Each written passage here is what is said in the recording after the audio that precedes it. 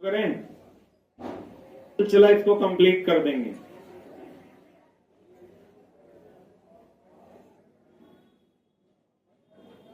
तक हुआ था स्टार्ट, यहां से होना था।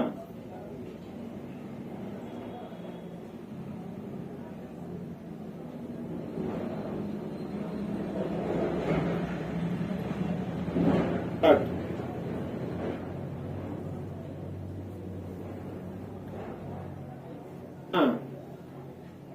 उत्तक से नए पौधे का निर्माण क्या कहलाता है? Tissue culture.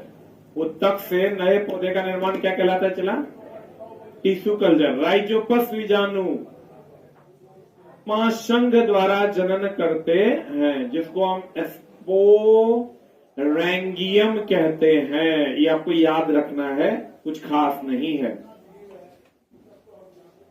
भिन्न जीवों की युग्मक कोशिकाएं कौन जनन? लैंगिक जनन में युग्मक द्वारा क्या बनाता है? युग्मनज। ये हमेशा ध्यान रखिएगा, क्वेश्चन आता है युग्मक से क्या बनता है? युग्मनज बनता है। युग्मक से क्या बनता है? चला, युग्मनज बनता है। क्रोमोजोम से जो है, उनसे युग्मक बनता है, युग्मक से युग्मनज बनता है। क्रोमोजोम से युग्मक बनता है, युग्मक से क्या बनता है? युग्मनज बनता है।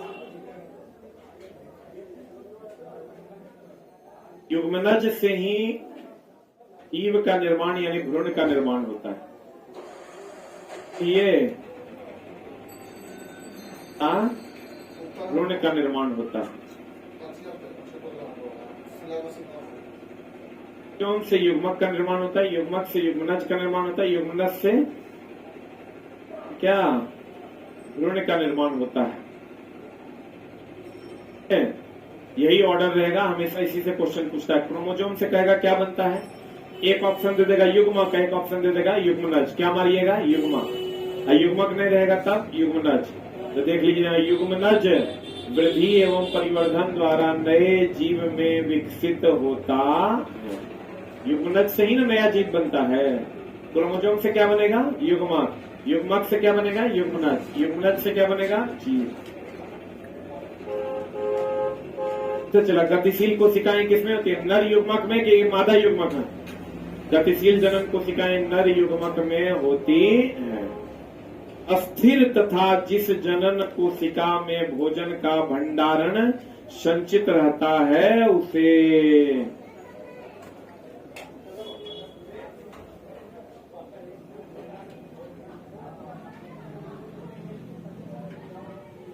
भोजन का भंडारण जब भी होगा मादा में,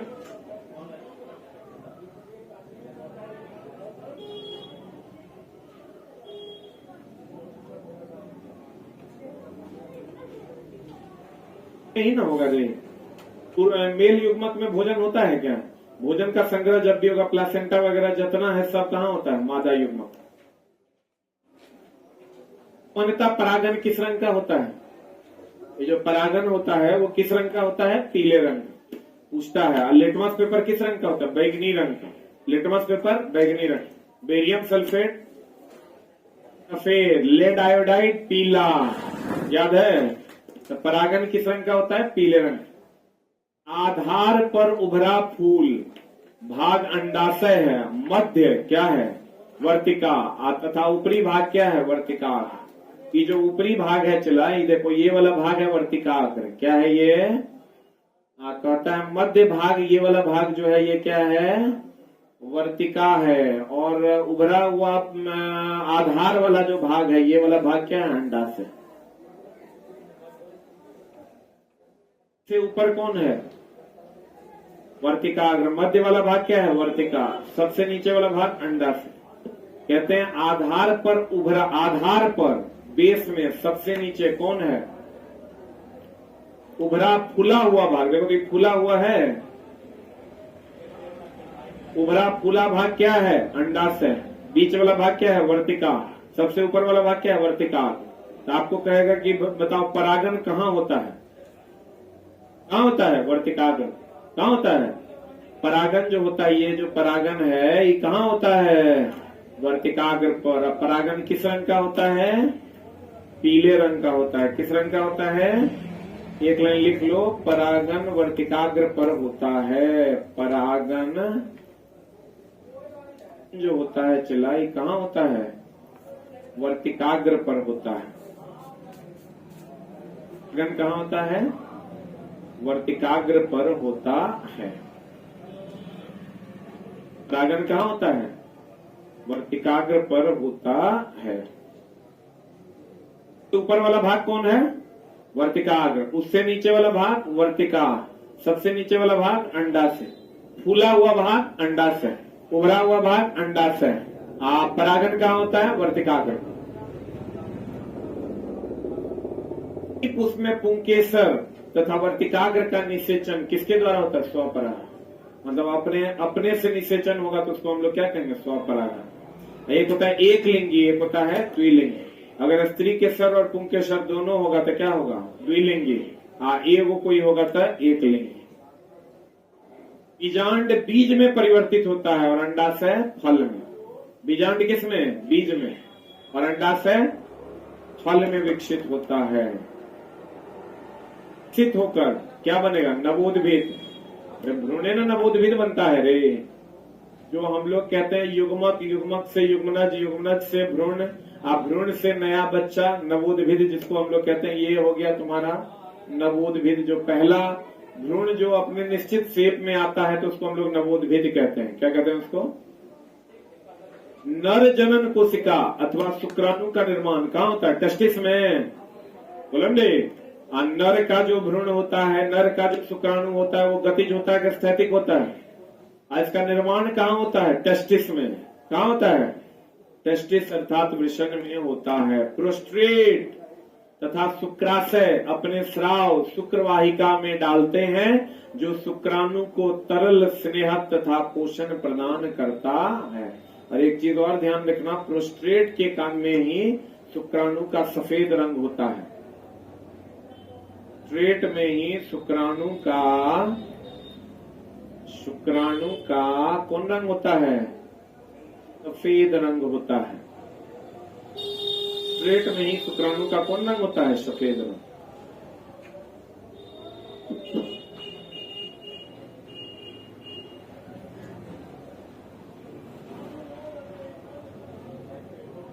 ये कहते हैं चला कि शुक्राणु गति में होता है कि अस्थिर होता है, और अंडाणु अस्थिर। ये जो शुक्राणु को जो गति प्रदान करता है, ये शुक्राणु है चला, तो शुक्राणु को जो गति प्रदान करता है ये पीछे वाला भाग जिसको हम लोग पूंछ कहते हैं। क्या कहते हैं इसको? ये शुक्राणु स्पर्म है। स्पर्म का जो ये पीछे वाला भाग है यही इसको गति प्रदान करता है। जैसे मछली को गति प्रदान करता है उसका पीछे वाला फिन, पीछे वाला जो पंख होता है वही ना उसको गति प्रदान करता है। वैसे शुक्राणु को गति प्रदान करता है पीछे वाला पूंछ की अग्रभाग। कहते हैं शुक्राणु को लंबी पूंछ इसे अंडाणु की ओर गति प्रदान करता है।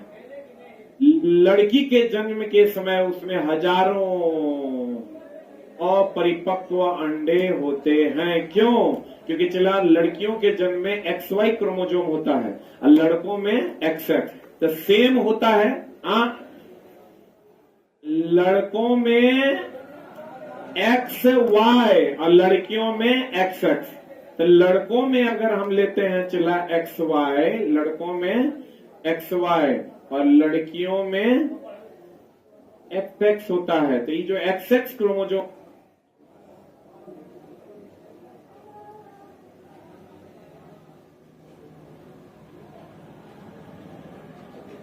ये अपरिपक्व होता है, धीरे धीरे बढ़ता है। इसीलिए कहते हैं लड़की जब पैदा होती है तो थोड़ा विलंब होता है, लड़का पैदा होता है तो थोड़ा जल्दी होता है। तो कहते हैं लड़की के समय उसमें हजारों कैसे अंडे होते हैं? अपरिपक्व। गर्भाशय ग्रीवा अगर आप देखे होंगे चला जी, देखो ये तुम्हारा अंडाशय है, अंडाशय के ऊपर अंडवाहिनी है और अंडवाहिनी यहाँ आइएगा तो ये गर्भाशय है। गर्भाशय के बाद ये क्या है? ग्रीवा है। और ये क्या है? योनि है। तो हम ये कह सकते हैं गर्भाशय जो है वो कहाँ खुलता है? ग्रीवा में। कहाँ खुलता है? ग्रीवा में। या यूं कहें गर्भाशय से योनि को जोड़ने वाले भाग के बीच में कौन होता है? ग्रीवा। तो कौन है? गर्भाशय ग्रीवा द्वारा कहां में खुलता है? गर्भाशय जो है, ये जो गर्भाशय है, ये ग्रीवा के द्वारा कहां खुलता है? कहां खुलता है? योनि में खुलता है। और अगर हम कहें गर्भाशय और योनि के बीच में कौन होता है? ग्रीवा होता है। भ्रूण का पोषण एवं अपशिष्ट पदार्थ का उत्सर्जन किसके द्वारा? तो जैसे प्लासेंटा के बारे में लोग ये कहते हैं कि ये सिर्फ भ्रूण को पोषण देता है, नहीं, ये अपशिष्ट पदार्थ का परिवहन का उत्सर्जन भी करता है। अगर आपको दे दे कि बताइए भ्रूण क्या करता है, अपशिष्ट पदार्थ का उत्सर्जन करता है या पोषण देता है, कि दोनों करता है? प्लासेंटा क्या करता है? पोषण भी देता है और अपशिष्ट का उत्सर्जन भी करता है। तो कहता है भ्रूण का पोषण एवं अपशिष्ट पदार्थों का उत्सर्जन दोनों कौन करता है? प्लासेंटा। यही ना चला प्लासेंटा है रे, बोलो ने। ये दोनों काम यहाँ पर, ये प्लासेंटा ये वाला भाग है जो यहीं से आपका दोनों काम होता है। ये वाला भाग ये समझो कि सही तरीके से अगर चला, अभी तुम जब डॉक्टर के पास जाओगे, कोई गर्भ धारण कर ली महिला, तो उसको किसी डॉक्टर के पास जाओगे, इतना तरह से तुरंत ठगेगी वो या ठगेगा। जो गायनोकोलॉजिस्ट जितना है उसमें महत्तम से महत्तम ठग है। ये एकदम डायरेक्ट लाइव है, फिर भी बोल रहे हैं। मतलब मेरे सिस्टर के केस में वैसा डरा दी कि वो 3 दिन तक रोते रही, तब अगर हम पटना बुलाए, फिर डॉक्टर दिखाए और तब जाके ठीक हुआ।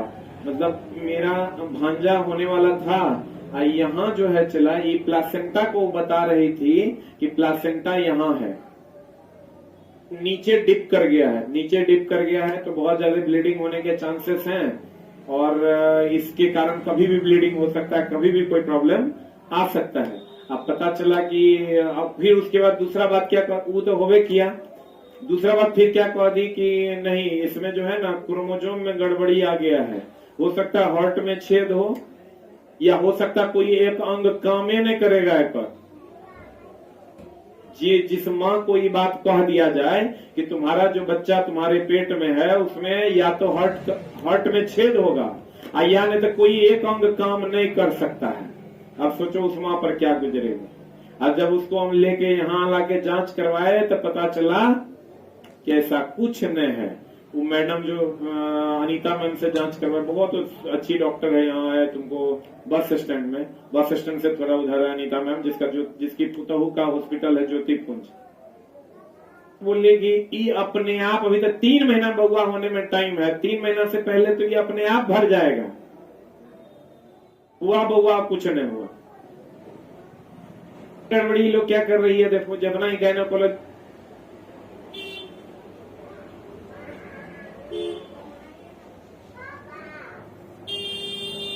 सब, ये सब का हॉस्पिटल ही गलत धंधे से बहुत लोगों का चल रहा है, सब काम नहीं कर रहे हैं। अब वो क्या करेगी, जैसे तुम किसी का बउआ होने वाला है, मान लो 10/2024 को मान लो होने वाला है, तो बउआ होने का डेट लिखती है कि कहिया होगा, उत्तरा में लिख देगी 10/3/2024। बउआ तो चला 7 महीना 8 महीना 9 महीना, थोड़ा बहुत टाइम का अप्स एंड डाउन्स होता है, वो लिख देगी 10/3/2024। अब तुम 10/3/2024 को जैसे आएगा तू परेशान हो जाएगा। लोग परेशान हो जाते हैं कि भैया 10/3/2024 आ गया और अभी तक पेन नहीं हुआ है,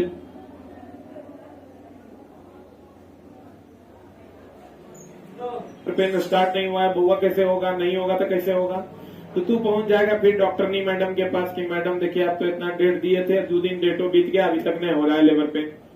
अब वो क्या करेगी, वो कहेगी भर्ती हो जाओ। भर्ती होने के बाद वो फिर लेबर पेन नहीं हो रहा है, नहीं हो रहा है, नहीं हो रहा है, वो कहेगी ऑपरेशन करना, जैसे कहेगी करना होगा।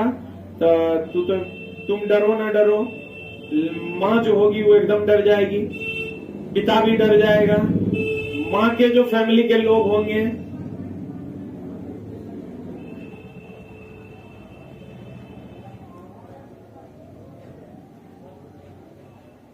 सब डर जाएंगे। तो कहेगा चलो ऑपरेट कर दो। जैसे ऑपरेट बोला कि 50,000, 45, 35, 40, 50। अब नॉर्मल डिलीवरी होगा तो 6,000 खाली बिकेगा। तो वो क्या करेगी, चला तुमको जैसे बउआ को ऑपरेट करके वो निकाल देगा, 10-15 दिन का गैप में ऑपरेट करके भी निकालेगी तो कोई दिक्कत, उसको पता है कि कब हम निकालेंगे तो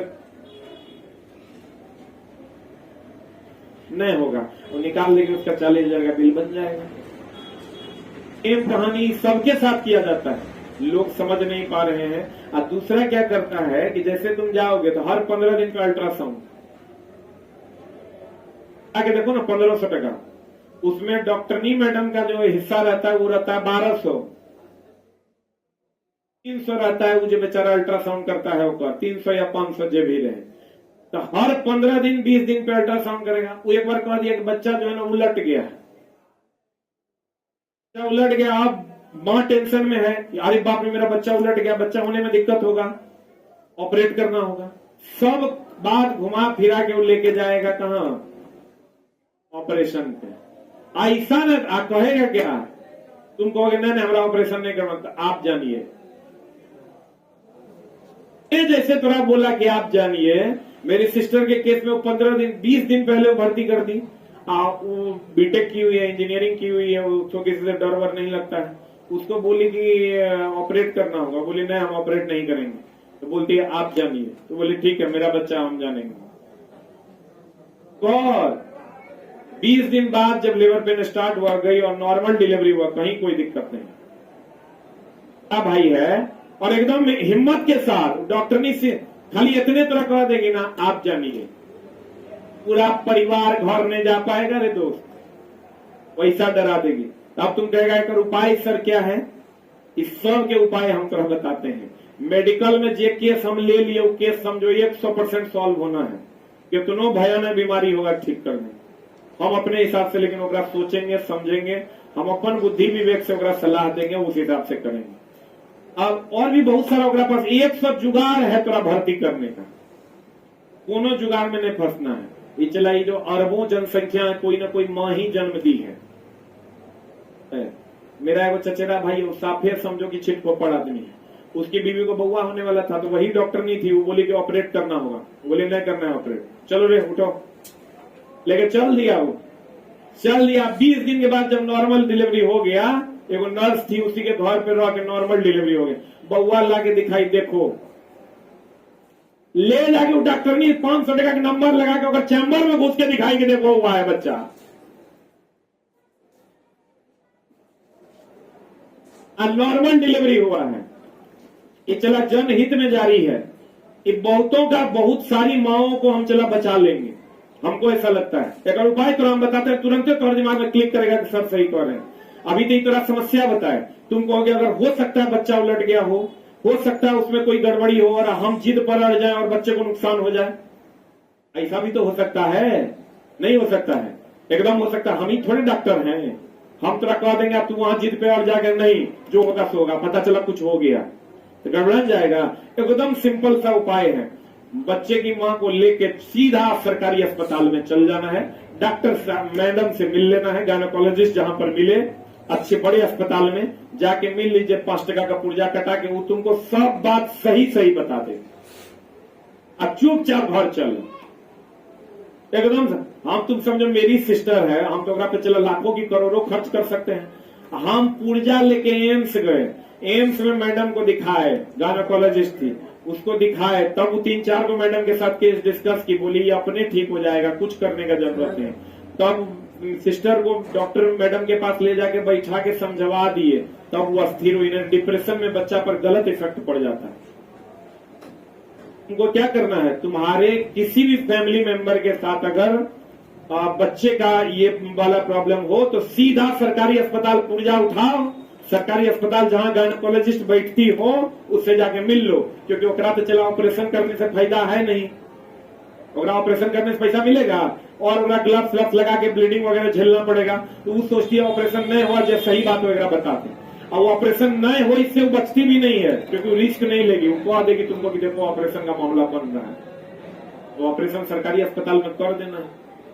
अभी भी गायनोकोलॉजिस्ट आई, मेरा एगो दोस्तवा है, वो छोटा बच्चा को, उसकी बउआ हुई है, उसको इंजेक्शनों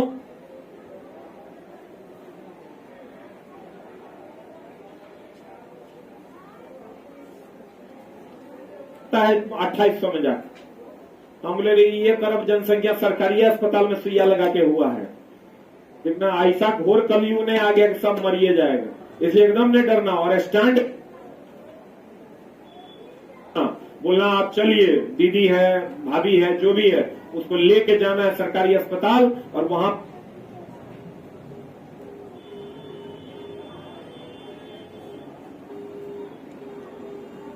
के गायनोकोलॉजिस्ट से मिलना, फिजिशियन से ना, गायनोकोलॉजिस्ट से मिलकर सही सजेशन लेना है और तब उसी के हिसाब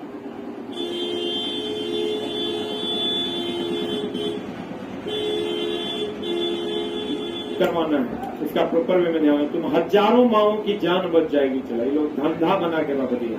हम सोचे थे इस पर एक दिन वीडियो बनाएंगे, लेकिन संजोग ऐसा है कि आज मौका मिल गया। ये देखे तो हमको रिपोर्ट आया चला, इसका ये वाला भाग जो था यहाँ था, अब वो बोल रही थी धीरे धीरे यहाँ शिफ्ट हो जाएगा, और जितना टाइम था उतना टाइम में यहाँ शिफ्ट होवे नहीं करता, बहुत आसानी से डिलीवरी हो रहा, हो गया और हो गया, कहीं कोई दिक्कत नहीं हुई।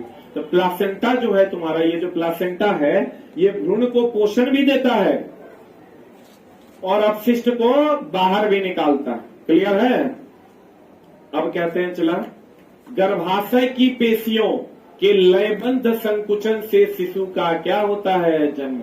इसमें जो संकुचन होता है ना चला, जिसके कारण इस पर प्रेशर पड़ता है और ये कहाँ चला जाता है? बाहर। तो जैसे हम लोग क्रमाकुंचन से भोजन ग्रहण करते हैं, वैसे ही लयबद्ध संकुचन से ये कहाँ जाता है? बाहर। पहले ये फैलता है जिससे शिशु को स्थान मिलता है, और उसके बाद इसमें संकुचन होता है जिसके कारण ये कहाँ चला जाता है? बाहर निकल जाता है। सिफिलिस जीवाणु से तथा मस्सा और एड्स किससे? वायरस से। ई दोनों का चला इलाज है, ई दोनों का इलाज संभव नहीं है। लक्षणों की वंशागति का सिद्धांत कौन दिया था? मेंडल। सबको पता है वंश की गति, मेंडल ने अनुवांशिकता का सिद्धांत दिया था। बोलो रे, तो लक्षण तो अनुवांशिक न होता है। बोलो नहीं कहते हैं रे, ये तो बाप पे गया है, ये तो दादा पे गया है, ये तो माई पे गया। तो लक्षण जो होता है वो अनुवांशिक होता है। मेंडल अनुवांशिकता की खोज किया, इसका मतलब लक्षणों के वंशागति का सिद्धांत कौन दिया? मेंडल ने दिया। मेंडल प्रारंभिक शिक्षा कहाँ हुआ था? गिरजाघर, तथा इसके बाद वियना विश्वविद्यालय से प्राप्त किया था। F1 पीढ़ी चलता है चला, F1 पीढ़ी, F2 पीढ़ी पढ़ा होगा तुम लोग। गोल झुर्रीदार बीज, लंबे बौने पौधे, सफेद बैगनी फूल का चयन किया गया था। F1 पीढ़ी में चला सब होता है, F2 में सिलेक्टेड होता है। में दो है, वो फिनोटाइप है, वो क्या है? जीनोटाइप। तो F1 का सभी पौधा कैसा? लंबा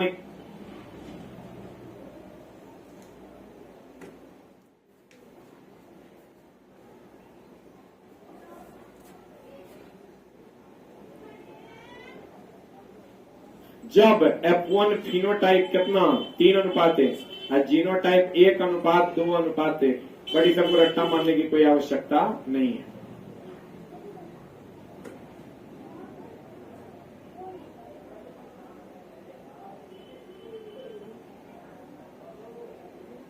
एनसीईआरटी में है तो एक लाइन देख लो।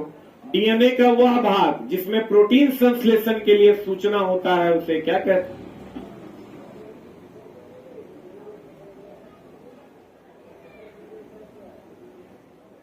हम तो आपको पहले भी बोले कि सारी सूचनाएं कहां होती है? डीएनए में। और डीएनए किसका भाग है? जीन का।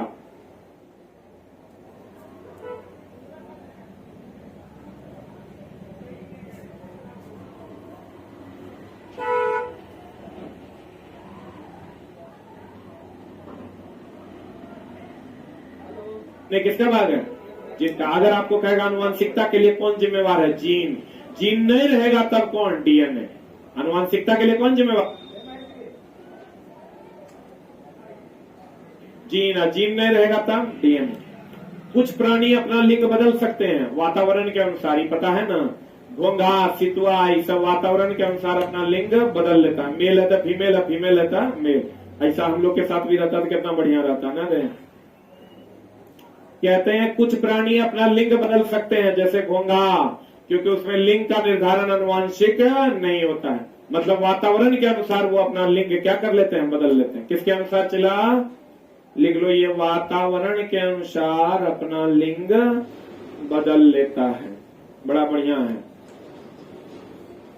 गर्मी में मेल, ठंडी में वातावरण के अनुसार अपना लिंग क्या कर लेता है, बदल लेता है।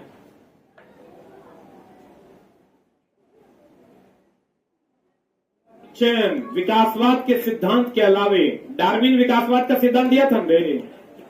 डार्विन प्राकृतिक शास्त्री भी थे। उन्होंने उर्वरक बनाने में केचुए की भूमिका की खोज की थी। अभी चला पूछ देगा तो मामला हो जाएगा गड़बड़। सब जानता है डार्विन विकासवाद का सिद्धांत दिया था ना, लेकिन केचुआ से खाद बनाने का जो खोज है वो भी कौन किया था, डार्विन किया। सरल हो गया चला CO2H2O, और जटिल हो गया C6H12O6। सरल से जटिल जीवन के स्वरूप का विकास कौन किया था, डार्विन। विकासवाद ही यही दिया था। तो जीवन की उत्पत्ति और कार्बनिक अणुओं से हुआ है। हम तरह बोले थे चला, जीवन की उत्पत्ति जो है वो किससे हुआ है, और कार्बनिक अणुओं से हुआ है। ये किसने कहा था, होल्डेन ने। और प्लेनेरिया का अति सरल आंख होता है जो वास्तव में क्या कहलाता है, नेत्र बिंदु कहलाता है। उत्पत्ति कहां से हुई चला, पक्षी पहले रेप्टाइल था, बाद में ये उड़ने लगा। पक्षी की उत्पत्ति कहां से हुई है, सरीसृप बोले तो रेप्टाइल। अब मानव जाति का उद्भव कहां से हुआ, क्रोमैग्नन का नाम सुना है। जाति की उत्पत्ति हुई है अफ्रीका में, किससे, क्रोमैग्नन से। कहां से, अफ्रीका में हुआ है क्रोमैग्नन। क्रोमैग्नन से ही हम लोग का पूर्वज कौन है, क्रोमैग्नन। खाली लेकिन चला याद रखना है, F2 में जीनोटाइप पूछता है 9:3:3:3:1। ये सब का जरूरत नहीं, इसको काट दो। उसी को 9 भाग हो गया, गोल पीला, ये सब याद रखने का जरूरत नहीं है। में जीनोटाइप का अनुपात कितना होता है, 9:3:3:1। और पारदर्शी वस्तु कौन वस्तु चला, हम लोग ये जानते हैं कि पारदर्शी वस्तु का छाया बनेगा। पारदर्शी वस्तु हो गया कांच। कांच में इधर से आप रोशनी दीजिए, ऊपर जाएगा, छाया बनेगा, बुलंदे। अर्ध पारदर्शी का बनेगा। हम पीछे पढ़ाए तो याद करो, पारदर्शी और पारदर्शी और अर्ध पारदर्शी। लेकिन अपारदर्शी वस्तु का छाया जो बनेगा कि नहीं बनेगा, जैसे हम अपारदर्शी है कि पारदर्शी, पारदर्शी। अपारदर्शी है तो मेरा छाया बनेगा ना, तो कहते हैं अपारदर्शी वस्तु का तीक्ष्ण छाया बनता है। सबसे कमजोर छाया बनेगा अर्ध पारदर्शी का, अब पारदर्शी का छाया नहीं है। लिख लो यहीं पर, पारदर्शी होगा कांच में ही पार से ऊपर प्रकाश जाएगा, छाया बनेगा। पारदर्शी या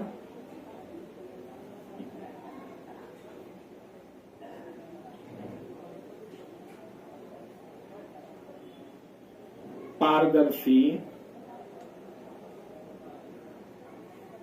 जोर छाया।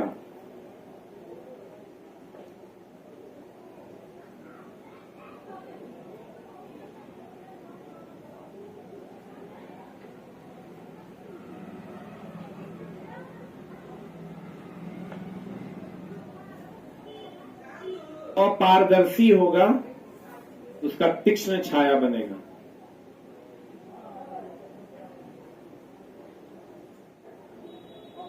क्या बनेगा,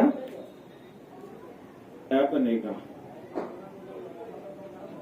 पारदर्शी प्रकाश पार नहीं कर पाएगा, तीक्ष्ण छाया बनवे न करेगा।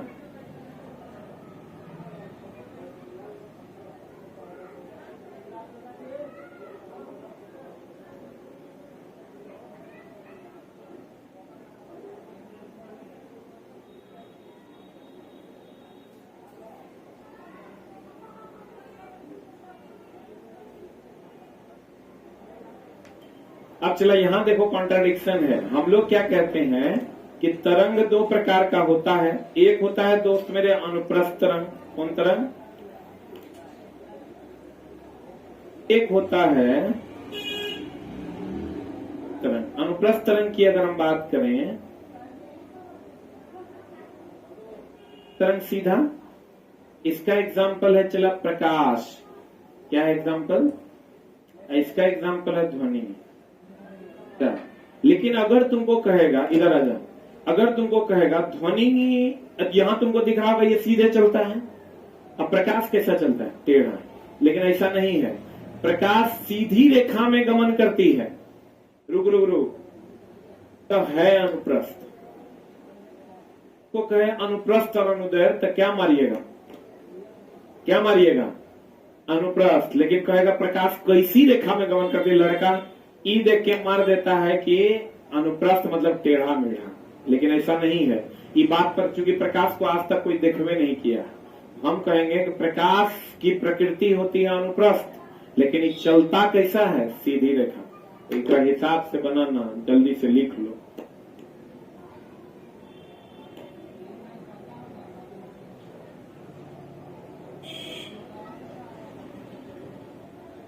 लाइव से फायदा हुआ कि रिकॉर्डेड रहता है यूट्यूब पे तब फायदा होता है? लाइव से थोड़ा नहीं लग रहा, रेगुलर वे में सब क्लास तुम लोग पढ़ लिया।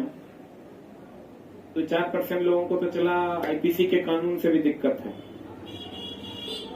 इंडियन पिनल कोड में बलात्कार के प्रति कानून बनल है, तो बलात्कारियों को दिक्कत है ये कानून बना है, तो डेली कहता है हटा दीजिए कानून की गलत है। अभी जो तुम लोग पढ़ रहा है ये प्रॉपर सिंसियर वे में पढ़ रहा है, एक भी लाइन छोड़ना नहीं है। यही अगर हम खाली रिकॉर्डेड कर देते तो मन को तू समझा लेता कि अच्छा देख लेंगे, हो जाएगा। अच्छा, कितना ऑनलाइन वालों, कितने लोग लाइव है ये सही है ये मान रहे हैं, और कितने लोग मान रहे हैं कि रिकॉर्डेड होना चाहिए? रिकॉर्डेड तुमको अंधकार की ओर ले जाएगा, लाइव तुमको प्रकाश की ओर ले जाएगा। अपना अपना कमेंट्स कीजिए, फिर हम देखते हैं।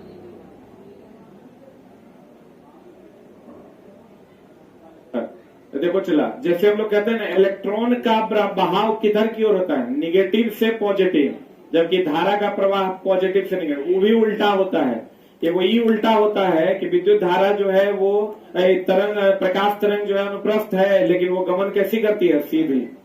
प्रकाश तरंग अनुप्रस्थ है लेकिन गमन कैसी करती है? सीधी। ये भी ध्यान रखना, धारा प्रवाह टू निगेटिव, इलेक्ट्रॉन का प्रवाह निगेटिव टू पॉजिटिव। जो दिखता है वो है नहीं। ले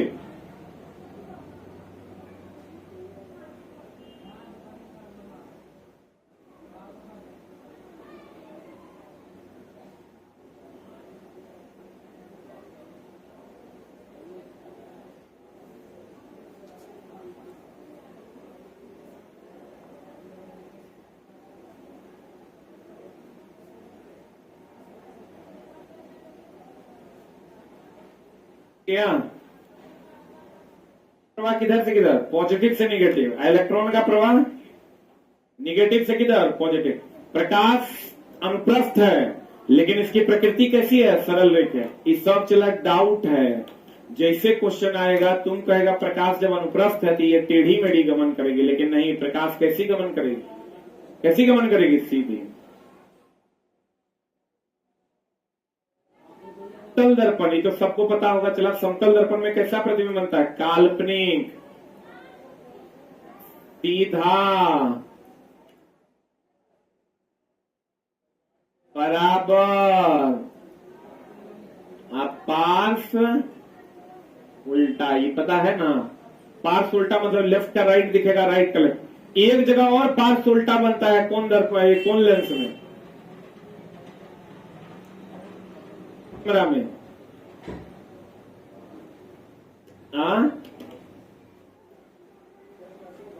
होल कैमरा में पार्श्व उल्टा बनता है, लिख लो।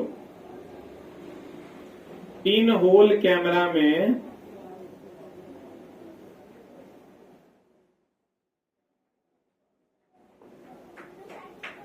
उल्टा बनता है। होल कैमरा में पार्श्व उल्टा बनता है।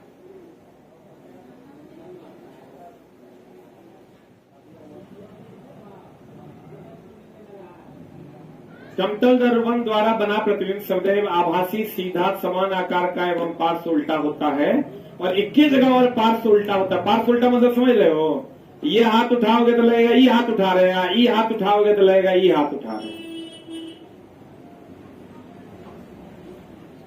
यह दर्पण में परावर्तक पृष्ठ के केंद्र को दर्पण का क्या कहते हैं? ध्रुव के देखो, ये गोलीय दर्पण है,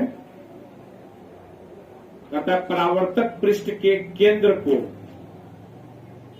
देखो दर्पण का केंद्र अब परावर्तक पृष्ठ का केंद्र दोनों अलग अलग है। ये जब पूरा का पूरा लाइन जब घुसेगा किताब में ना, तो किताब की मर्यादा ही अलग हो जाएगी। ये हो गया दर्पण का केंद्र, जिसको हम लोग सेंटर कहते हैं, बोलवे नहीं करेगा। आइए परावर्तक सतह का केंद्र, जिसको हम लोग पोल कहते हैं।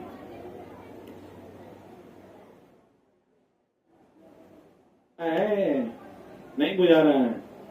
दर्पण का केंद्र ये गोलीय दर्पण है रे, इधर से कलई कर देंगे तब उत्तल, इधर से कलई कर देंगे तो उत्तल।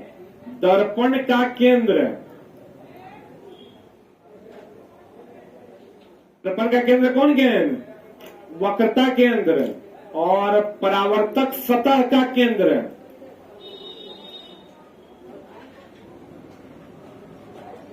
एनसीईआरटी में परावर्तक सतह का केंद्र पोल। जल्दी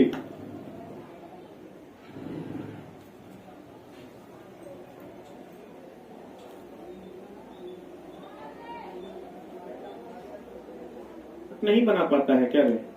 ये इतना तो टाइम हम देवे करते हैं कि नोट्स नहीं बना पाते। नोट्स बना पाता है कि नहीं? क्या सब लड़का बना लिया हूं? किसका किसका एकदम रेगुलर नोट्स है, एक नंबर से लेकर अभी तक? बहुत बढ़िया। छोड़ दिया, कहां गया? तो जाऊंगे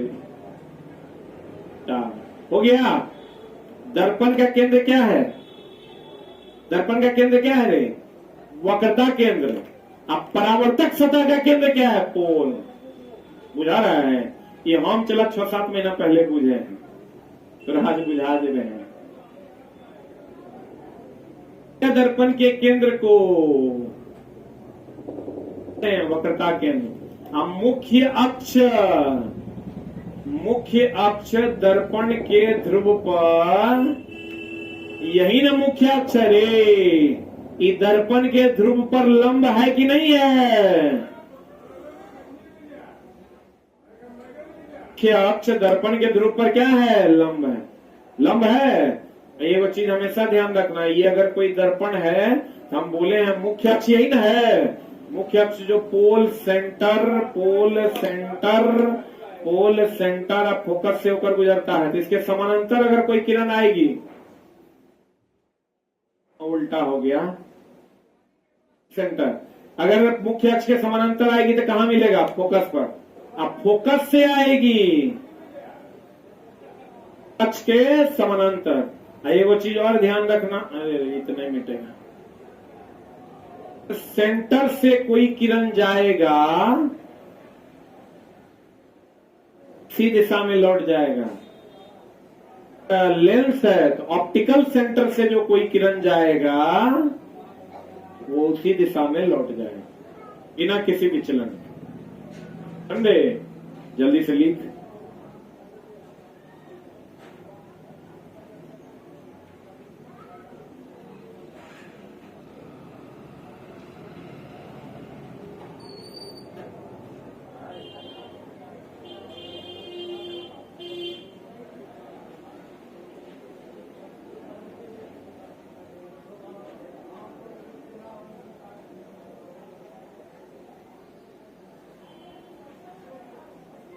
हो गया?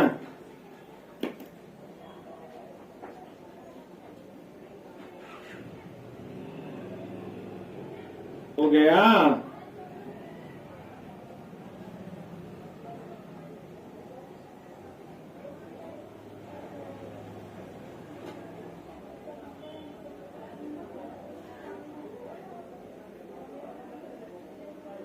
इसका टाइम थोड़ा सा चला चेंज होगा। मैथ के टेस्ट का भी टाइम थोड़ा चेंज होगा। का टाइम वैसे जो वही रहेगा, 10-15 मिनट का झोल है। हमारा टेस्ट का टाइम हो जाएगा 7 से 8 और मैथ वाले सर का टेस्ट का टाइम हो जाएगा 6 से 7।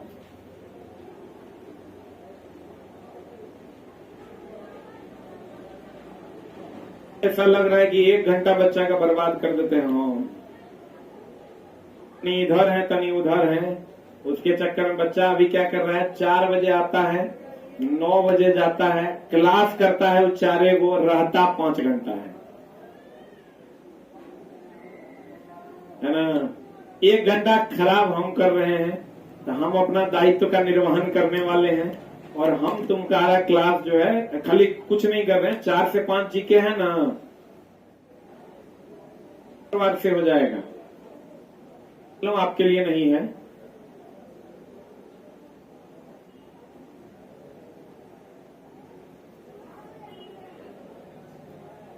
जो टेस्ट चलता है उसका 5 से 6 जो है तुम्हारा रीजनिंग चल जाएगा और 6 से 7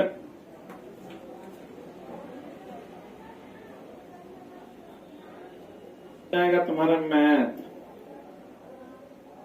से 8 में हो जाएगा तुम्हारा साइंस।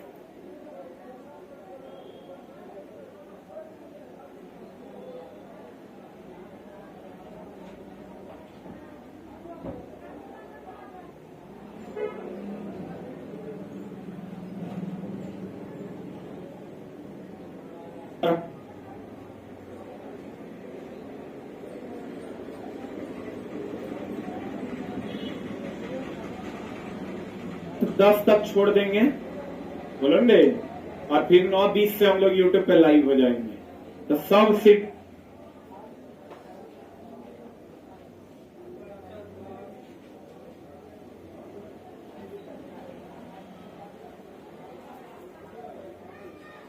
प्रॉपर हो जाएगा।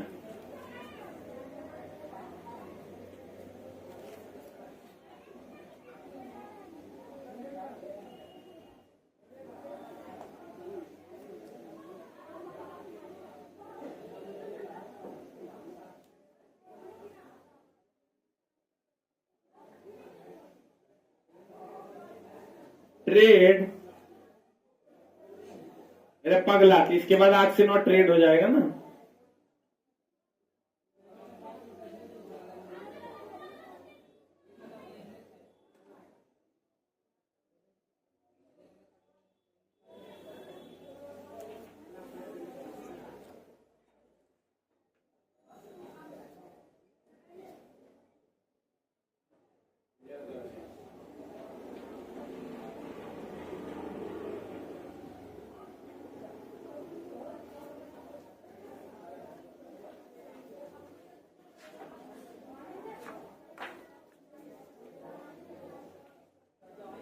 ड्यूल हो गया ना, कि सोमवार से रूटीन लागू हो रहा है। आज मैथ वाले सर तुमको बता देंगे। मैथ हो जाएगा 6 से 7। बहुत बच्चे क्या कर रहे हैं ना, 8 से 9 में मैथ है तो कर नहीं पाते हैं। बहुत बच्चों का कंप्लेन है कि सर 8 से 9 में मैथ रहता है तो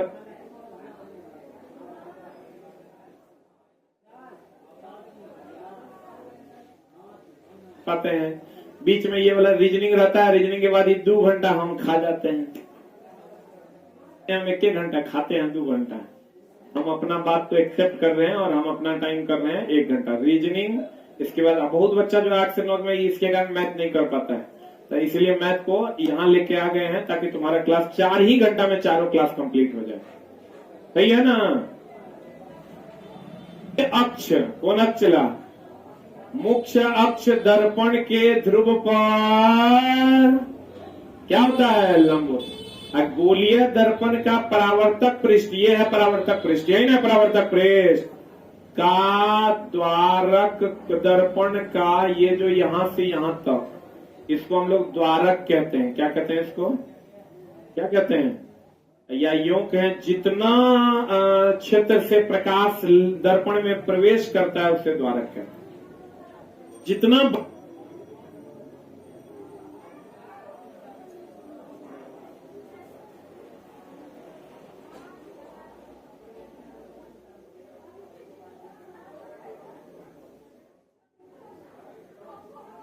दर्पण होता है उसको हम लोग क्या कहते हैं, द्वारक कहते हैं। लिख लो, जिस क्षेत्र से प्रकाश चित्र से प्रकाश।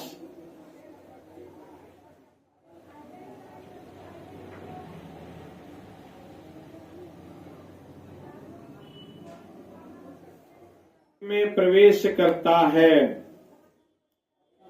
क्षेत्र से प्रकाश चित्र में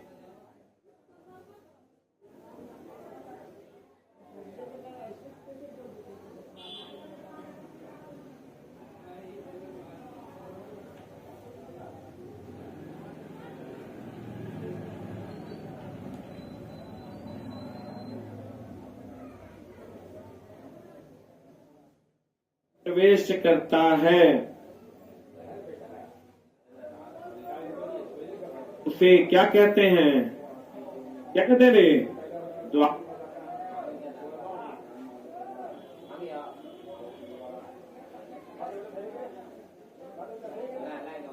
देख लो, इस क्षेत्र से प्रकाश प्रवेश करता है तो इसको हम लोग क्या कहते हैं? द्वारक कहते हैं। क्या कहते हैं इसको?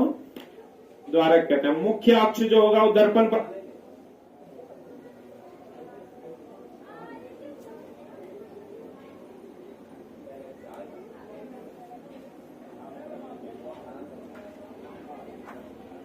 क्या होगा? लंब होगा। क्या होगा रे? लंब होगा। जो ये मुख्य अक्ष है, ये जो मुख्य अक्ष है हमारा, ये जो मुख्य अक्ष है, ये दर्पण पर क्या होगा? लंब होगा। फिर कहता फोकस और वक्रता केंद्र। ये देखो, ये है फोकस और ये है वक्रता केंद्र। दर्पण का भाग है। अरे छोटा, दर्पण का भाग तो केवल और केवल पोल है। इतना गुण ज्ञान है से देखो। फोकस और सेंटर दर्पण का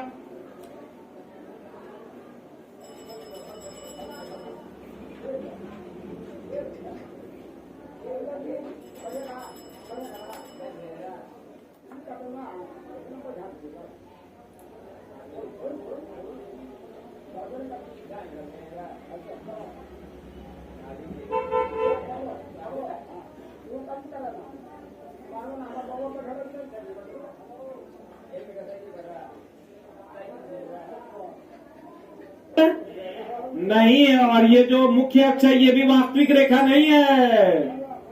इस पर भी एनसीआर सवाल है। काल्पनिक रेखा है। ये भी क्वेश्चन है जो दर्पण के दोनों तरफ होती है। इधर भी है, इधर भी।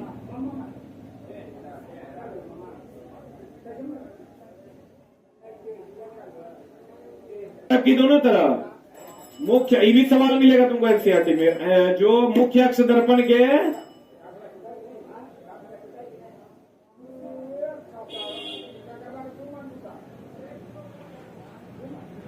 दोनों तरफ की एक तरफ। अब फोकस और सेंटर दर्पण पे है क्या? ये दर्पण का भाग नहीं है, जबकि पोल दर्पण का भाग है। तो कहते हैं क्योंकि यह दर्पण के बाहर स्थित है। फोकस और वक्रता केंद्र दर्पण का भाग नहीं है, क्योंकि ये दर्पण के बाहर स्थित है। फिर कहता है दर्पण के मुख्य अक्ष के समानांतर गुजरने वाली प्रकाश की किरण कहाँ मिलेगी? आज जो फोकस से निकलेगी वो मुख्य अक्ष के समानांतर।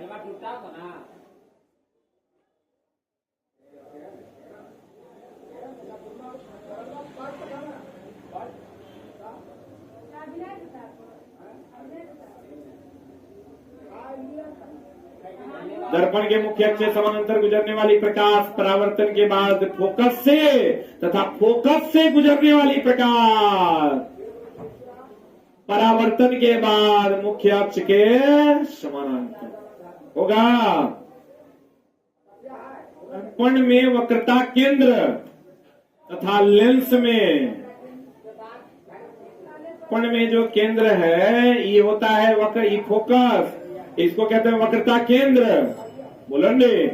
लेंस में जो केंद्र है इसको कहते हैं प्रकाशीय केंद्र, ऑप्टिकल सेंटर। ये दोनों से होकर जो प्रकाश जाती है ये उसी पथ पर लौट जाती कहते हैं दर्पण के में वक्रता के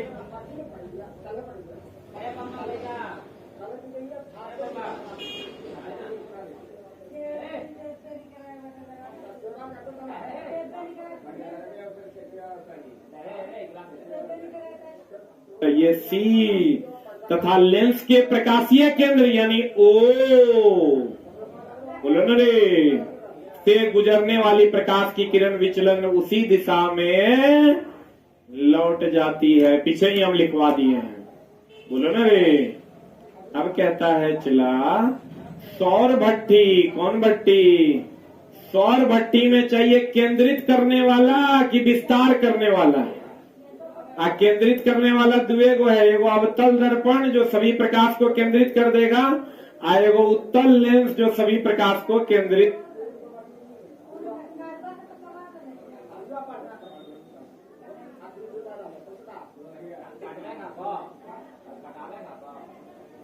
कर देगा। कौन कौन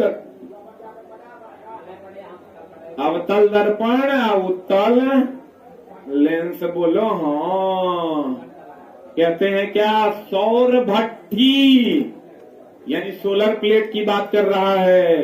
मैं सूर्य के प्रकाश को केंद्रित करने के लिए अवतल दर्पण और उत्तल लेंस, क्योंकि उत्तल दर्पण लोगे तो क्या करेगा? बिखरा देगा, और उत्तल लेंस भी लोगे तो क्या करेगा? बिखरा देगा। इसलिए अवतल दर्पण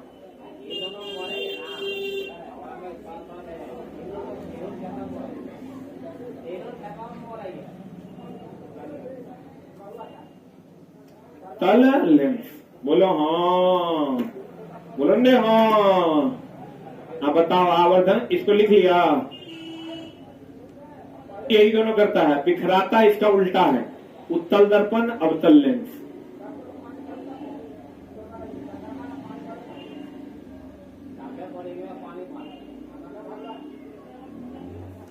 सोलर प्लेट है, सब में अवतल दर्पण यूज करता है, क्योंकि केंद्रित कीजिएगा तब ना प्रकाश एक जगह केंद्रित होगा तो विद्युत में बदलेगा।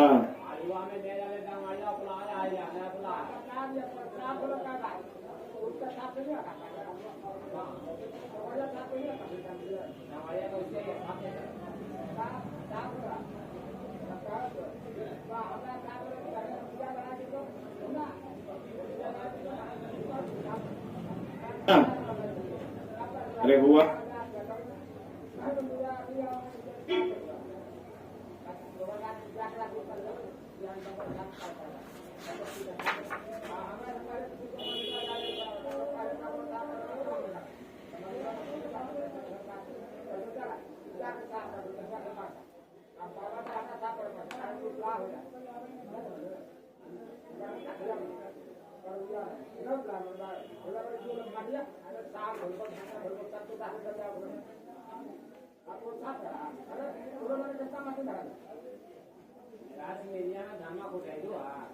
आवर्धन को हम बढ़िया से पढ़ा देते हैं।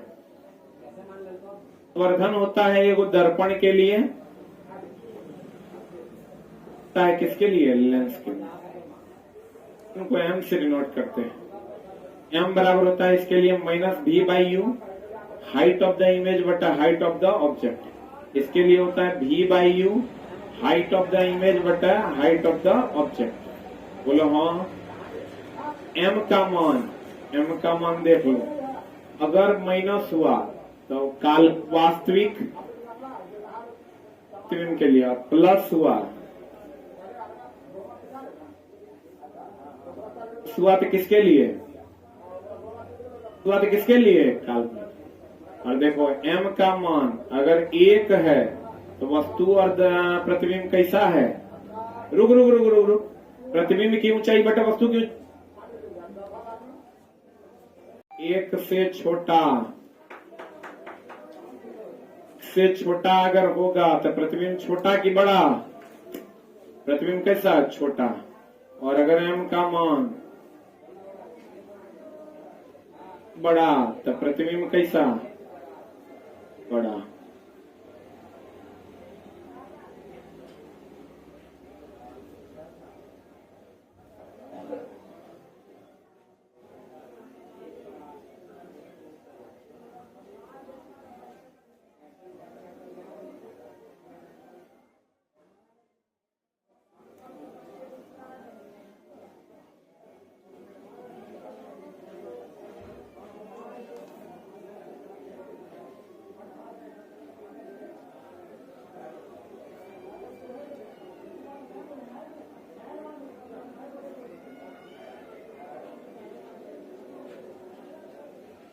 कल लास्ट क्लास होगा 6:15 वाला, जो हमने 700 ऑनलाइनर्स की बात की थी वो कल कंप्लीट कर देंगे हम। और इसके बाद आपको यूट्यूब पर लेकिन हम फिर भी उपलब्ध होंगे 9:20 में। अभी हम डेली पढ़ाते हैं। अगर आपको हमसे पढ़ना हो 20 अच्छे अच्छे प्रश्न तो आप 9:20 में आइए और हमसे आप साइंस का 20 सवाल पढ़ सकते हैं सब एग्जाम के लिए, चाहे वो ड्राइवर हो, टेक्नीशियन हो, ग्रुप डी हो, बीएसएससी हो, किसी भी एग्जाम के लिए। वो है एएलपी टेक्नीशियन का टेस्ट, लेकिन वो हर एग्जाम के लिए होगा। 9:20 में डेली आप 20 क्वेश्चन हमसे पढ़ सकते हैं। हो गया? अरे हुआ?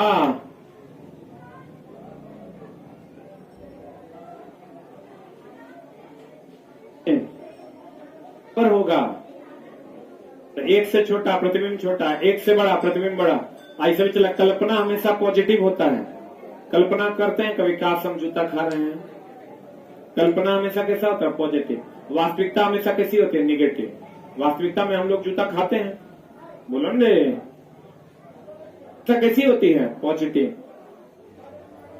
ऋणात्मक आवर्धन है मतलब वास्तविक की काल्पनिक, और धनात्मक आवर्धन है मतलब काल्पनिक। सही है ना?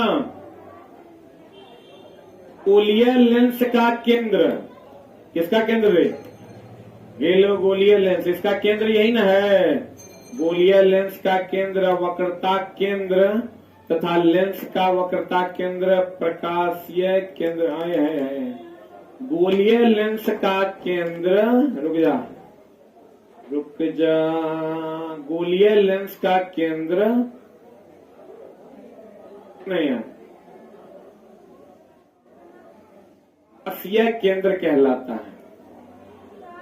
ये लेंस का केंद्र क्या कहलाता है? प्रकाशीय केंद्र। दर्पण का केंद्र क्या कहलाता है? वक्रता केंद्र। दर्पण का केंद्र क्या कहलाता है?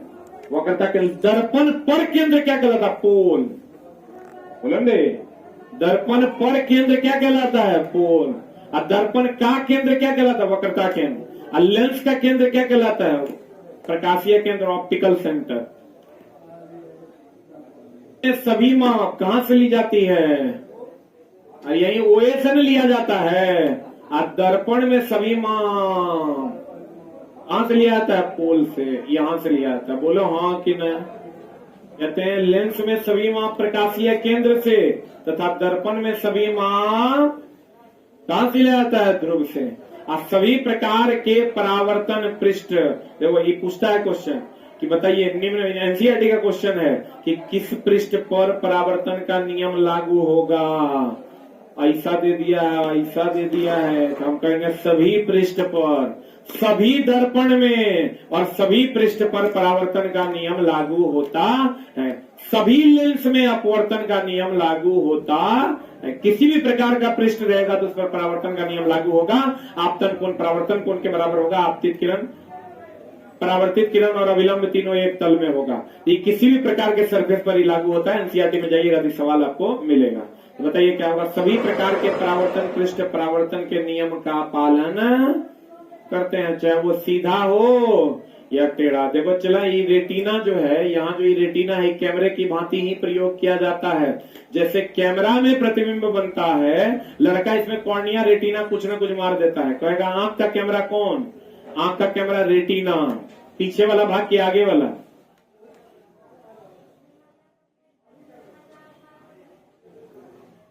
तो केंद्र होगा।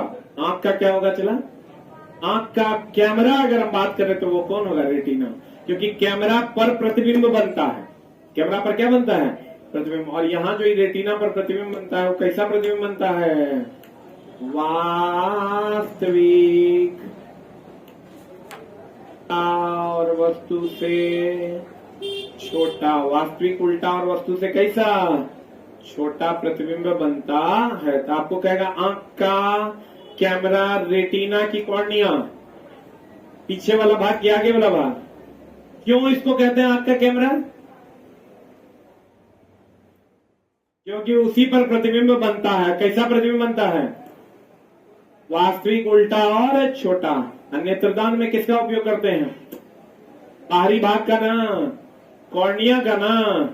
याद ना रहे तो याद रखिए, पहले सी होता है, बाद में आर होता है, बाहर में सी होता है, अंदर में आर। यानी बाहर कॉर्निया, अंदर रेटिना। ये चला कॉर्निया रेटिना में कुछ ना कुछ बच्चा मार देता है।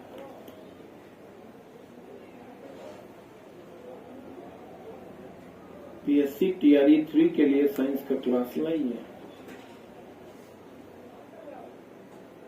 आप बोले थे न्यूमेरिकल पढ़ाएंगे। जी जनाब, एकदम पढ़ाएंगे, ऐसा बात करते हैं। मर थोड़े गए हैं हम, मर गए क्या? देख अगर तुम लोग देखो 15 दिन से रिचार्ज नहीं करवा रहा है तो हम हैं वो हम जान रहे हैं, लेकिन फिर भी किसी को कुछ नहीं कह रहे हैं।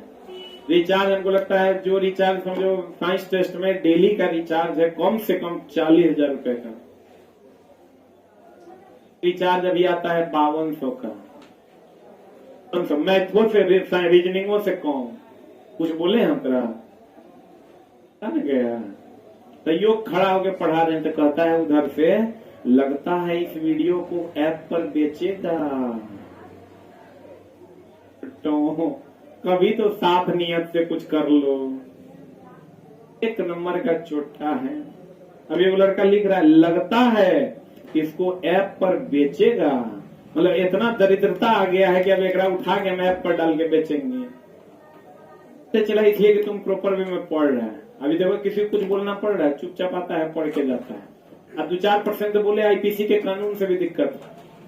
कैमरे की भांति कौन होता है? रेटिना। प्रकाश एक पतली झिल्ली से होकर नेत्र में प्रवेश करता है।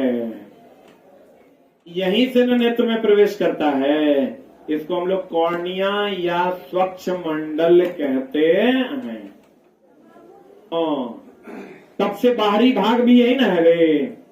तो कहते हैं, गौर फरमाइएगा, नेत्र गोलक का व्यास देख लो चला है। जो व्यास है, ये व्यास पूछा है इस बार कहां पर? बीपीएससी टीआरई 2.0 में, 3.0 में ना 2.0 में कि नेत्र गोलक का व्यास कितना होता है? 2.3 सेंटीमीटर।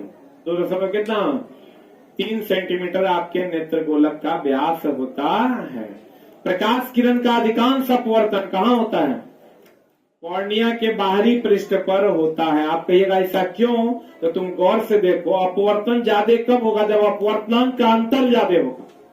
लिख लो, अपवर्तन अधिक तब होगा, का अधिक तब होगा अपवर्तनांक में अंतर अधिक होगा।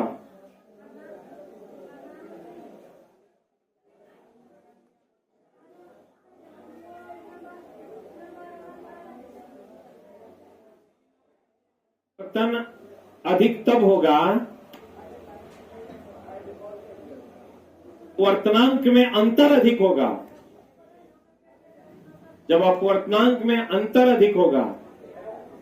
और सिंपल करके लिख लो, जब सघन माध्यम बहुत अधिक सघन होगा, जब सघन माध्यम बहुत अधिक सघन होगा, सघन माध्यम बहुत अधिक सघन होगा तथा विरल माध्यम, विरल माध्यम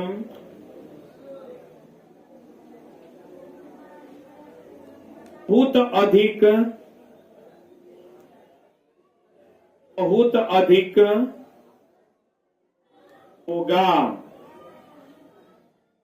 बहुत अधिक क्या होगा चला? बहुत अधिक विरल होगा। सघन माध्यम बहुत अधिक सघन होगा और विरल माध्यम बहुत अधिक विरल होगा। एक बात बताइए चला जी कि ये जो आपका कॉर्निया, यही ना कॉर्निया है, तो देखो तो इधर हवा है और इधर तो द्रव न है रे, तो सबसे ज्यादा अंतर यही ना होगा। बोले मैं नहीं करेगा। ये बीच में तो जो भी होगा, ये कॉर्निया से जाएगा लेंस में, लेंस से जाएगा एक्वस ह्यूमर में, एक्वस ह्यूमर से जाएगा रेटिना पर। तो अंतर में तो खाली द्रव है, लेकिन यहाँ जो अंतर है वो हवा और किसका है? हवा और किसका है? द्रव। तो सबसे ज्यादा अपवर्तन कहाँ होगा? जब प्रकाश हवा से कॉर्निया के रास्ते लेंस में प्रवेश करेगा।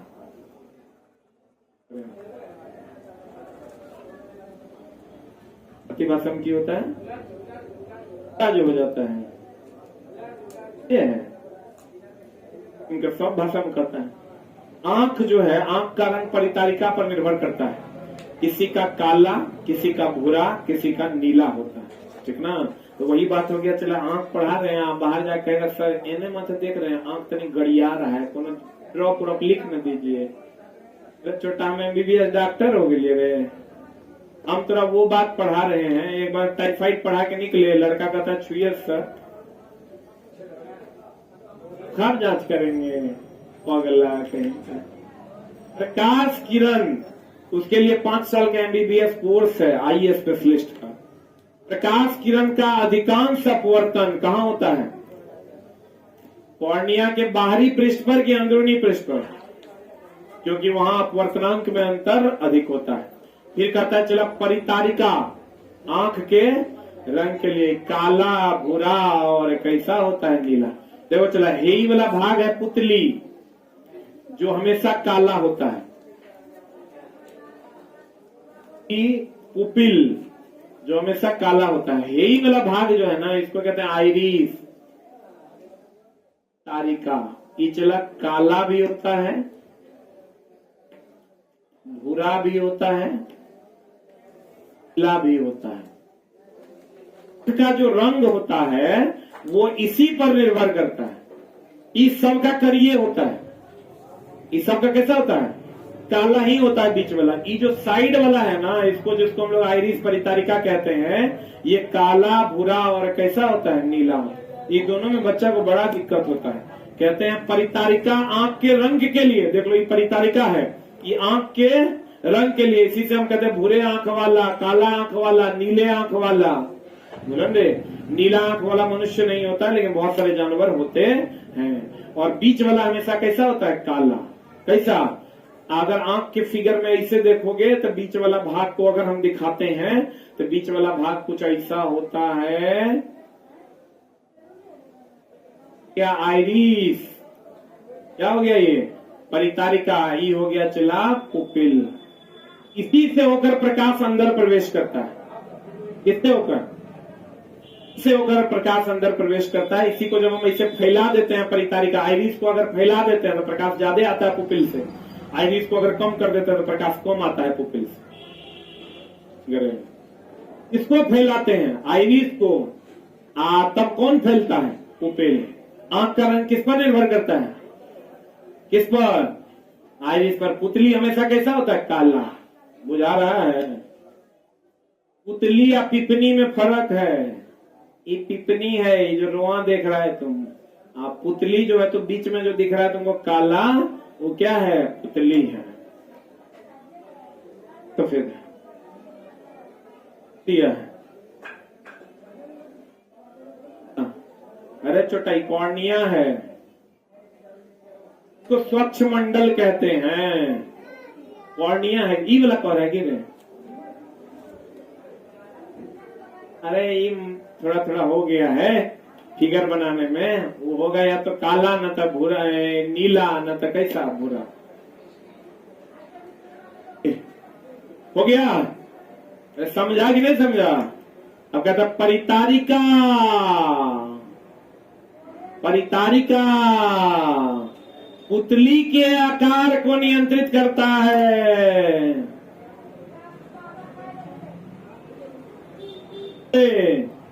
परितारिका पुतली के आकार को नियंत्रित करता है तथा पुतली आने वाले प्रकाश की मात्रा को नियंत्रित करता है। बुझा रहा है? पुतली जो ऑपरेटेड बाय आइरिस। बोलेंगे आइरिस से पुतली ना, जितना चाहेगा उतना पुतली हो जाएगा, पुपिल हो जाएगा। लेकिन पुपिल के चाहने से आइरिस पर कोई असर नहीं पड़ा। हम जो ऐसे करते हैं, ऐसे मतलब आइरिस को ऐसे खोल रहे हैं, हम जो ऐसे करते हैं मतलब आइरिस को ऐसे सिकुड़ा रहे हैं। तो ये जो रास्ता है वो कम या ज्यादा। परितारिका पुतली के आकार को क्या करती है? ये जो परितारिका है ये पुतली के आकार को क्या करती है? नियंत्रित कम ज्यादा। सही है ना? और आने वाले प्रकाश को नियंत्रित करता है पुतली। पर बना वस्तु का प्रतिबिंब हम अभी तुरंत बता दो। वास्तविक, उल्टा कि सीधा?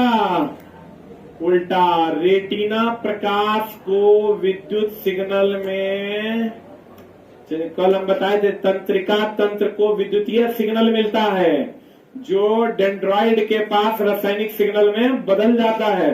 वो जो यहां से जो आंख भेजता है ये विद्युतीय सिग्नल भेजता है ऑप्टिकल नर्व्स के द्वारा, दृष्टि सिराओं के द्वारा। आंख जो है ये ऑप्टिकल नर्व्स के द्वारा विद्युतीय सिग्नल भेजता है जो जाता है तंत्रिका तंत्र में। तंत्रिका तंत्र में डेंड्रॉइड के पास वो रासायनिक सिग्नल में बदल जाता है।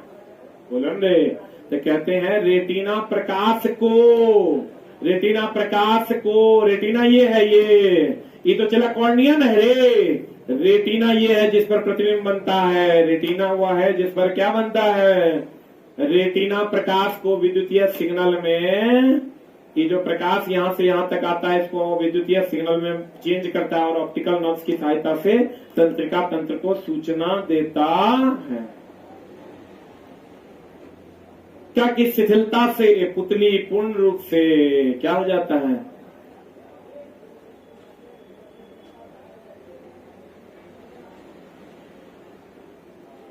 क्या होता है, शिथिलता का मतलब यहाँ फैलाव से है। शिथिलता का मतलब यहाँ किससे है, ये बार बार हम कहते हैं शिथिलता का मतलब यहाँ किससे है, फैलाव। तो ये जो पुतली परितारिका का जो ये फैलाव होता है उससे पुतली पूर्ण रूप से क्या हो जा रहा है, क्या हो जा रहा है, खुल जा रहा है। खुल जा रहा है तो सारा प्रकाश तेजी से आंख में आएगा कि धीरे धीरे आएगा। और ये कब करेंगे, अंधेरे में कि उजाले में, अंधेरे में। अंधेरा में ना इसे करते हैं, देखिए पूरा खोल देंगे, इजोर में कम लोग ऐसे करते हैं, बंद करते हैं। तो जब पेशियां शिथिल होती है तो लेंस कैसा हो जाता है, पतला, तथा फोकस दूरी बढ़ जाए। ये चला है, क्वेश्चन जाएगा कहाँ, निकट दृष्टि दोष दूर दृष्टि दोष में पढ़ा है। तो देखो ये हो गया, ये सामान्य आंख हो गया, इस सामान्य आंख हो गया, कैसा आंख हो गया, चला सामान्य आंख हो गया। अगर ऐसा हो गया तो शिथिल हो गया, शिथिल होगा तो इसका फोकस दूरी ये है, इसका फोकस दूरी चला बढ़ जाएगा। यही अगर मोटा हो जाएगा कि फोकस दूरी क्या हो जाएगी, मोटा हो जाएगा तो इसकी फोकस दूरी घट जाएगी, इसकी फोकस दूरी बढ़ जाएगी। जल्दी लिख,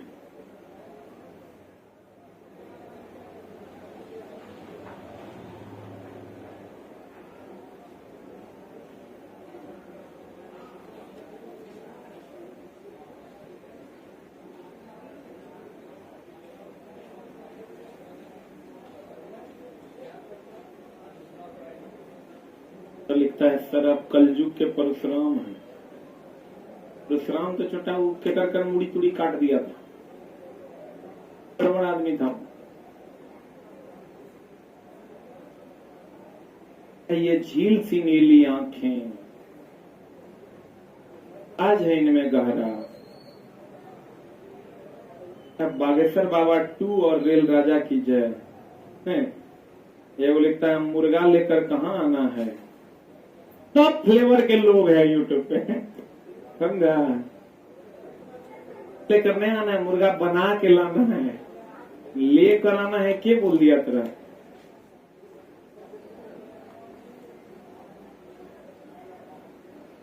देखो चला, ये किताब के बारे में हम तुमको बोले थे, जिन बच्चों को नहीं पता है, ये 3 गो किताब है चला, रीजनिंग का, साइंस का और मैथ का। थोड़ा सा हम, चूंकि इसका बैच आने वाला है तो हम थोड़ा सा इसके बारे में तुमको बता देते हैं। मैथ, रीजनिंग और अभी पढ़ाएंगे 10 क्वेश्चन और, न तो कल खत्म नहीं होगा।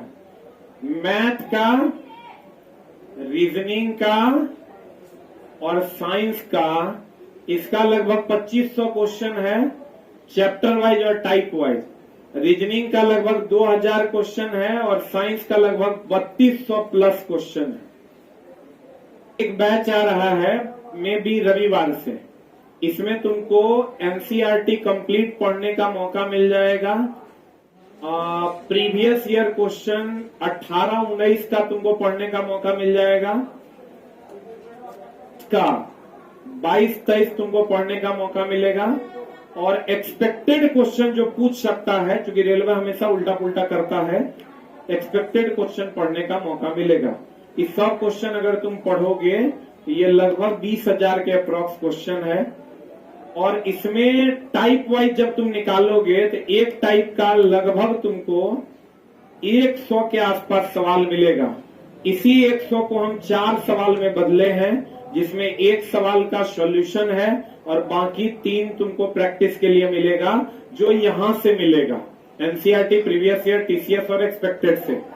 इसका सब्जेक्ट वाइज क्लास स्टार्ट हो रहा है, 3 घंटा डेली चलेगा, संडे टू संडे सप्ताह के 7 दिन चलेगा, और ये बैच 99 रुपया पर सब्जेक्ट में उपलब्ध होगा। 99 रुपया में मैथ, 99 रुपया में रीजनिंग, और मात्र 99 रुपया में तुमको मेरा साइंस पढ़ने का मौका मिलेगा। डेली 20, 25, 30, 35 क्वेश्चन आपको हम करवाएंगे, टाइप वाइज, चैप्टर वाइज। इसका टोटल का फीस होगा 299 रुपया। इंडिविजुअल लीजिए या एक साथ लीजिए, फीस उतना ही लगेगा, 299।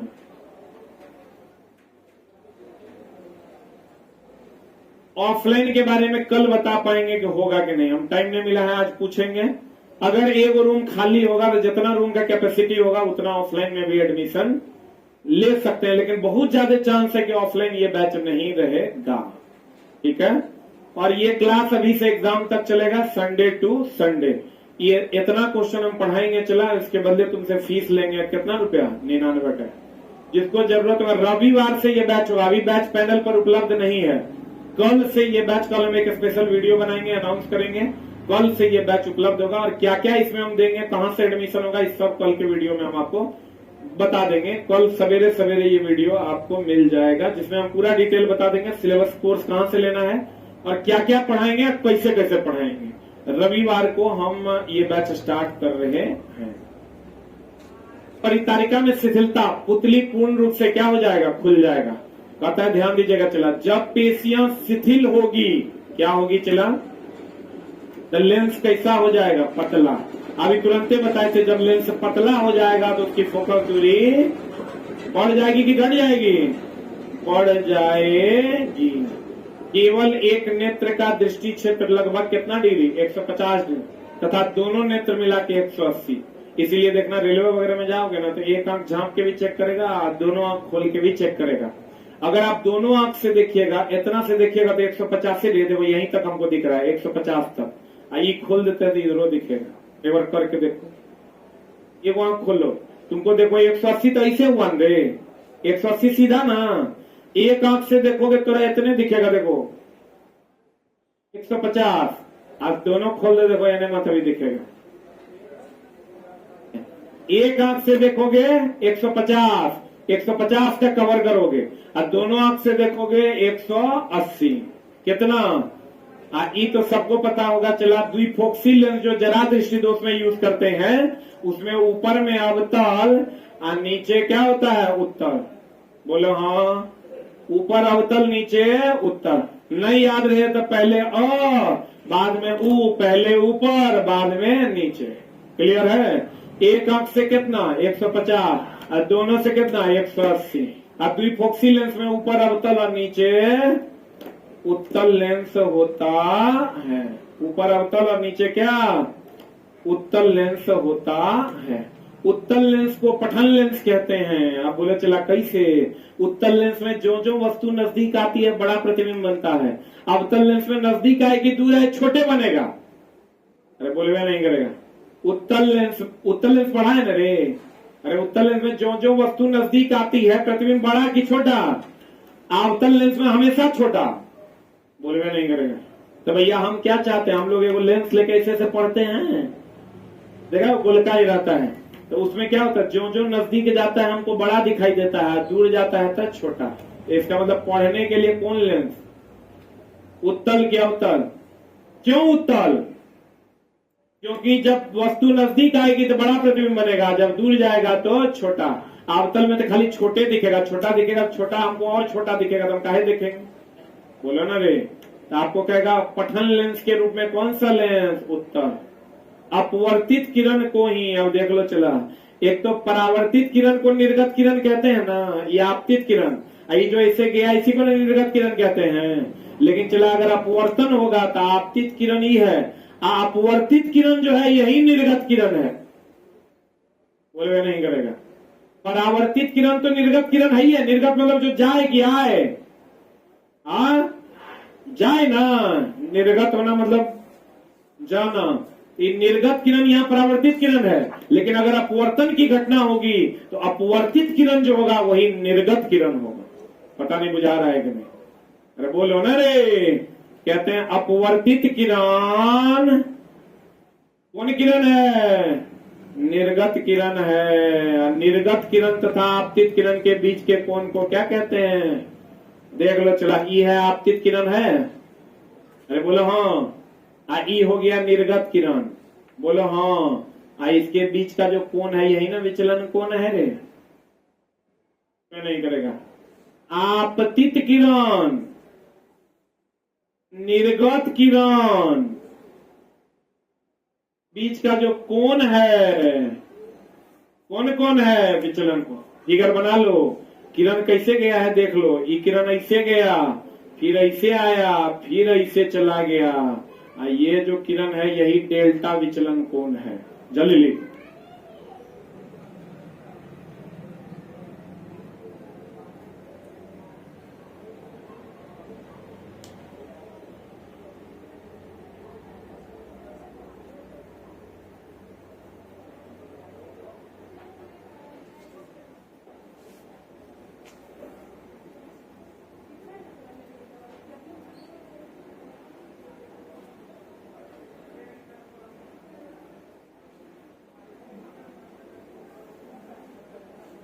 इसीलिए निर्गत किरण पढ़ाए थे। चला, निर्गत किरण होता है अपवर्तित किरण भी या परावर्तित किरण भी। हम लोग निर्गत किरण कहते हैं।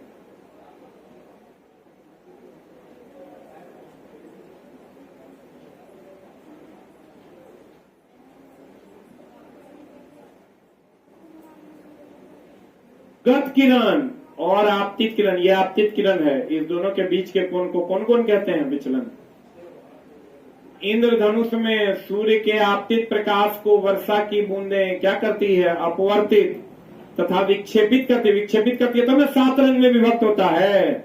और तत्पश्चात पूर्ण आंतरिक परावर्तन नहीं, आंतरिक परावर्तन करती है। पुनः यह किरण अपवर्तित होती है तथा विक्षेपित करती है, जिससे पूर्ण आंतरिक परावर्तन होता है। इसको चला थोड़ा सा डिटेल में बताना पड़ेगा, न तो मामला हो जाएगा गड़बड़। यहां तक कोई दिक्कत है तो बताओ। एक आंख से कितना? 50। अब दोनों से कितना? 180। आइरिस प्रकार पुतली को नियंत्रित करता है कि पुतली आइरिस को? आइरिस पुतली को। आंख का रंग किस पर निर्भर करता है? आइरिस पर। बीच वाला भाग हमेशा कैसा होता है? काला। कैसा? काला ना, पक्का ना। अब क्या को बचा? वो अब आज काय को हुआ है? आज काय को हुआ है? 65। कल चला तनी टाइम से आना, ठीक ना? कल 20 में लाइव करेंगे और कल कंप्लीट करेंगे। आज की कार्रवाई यहीं पर।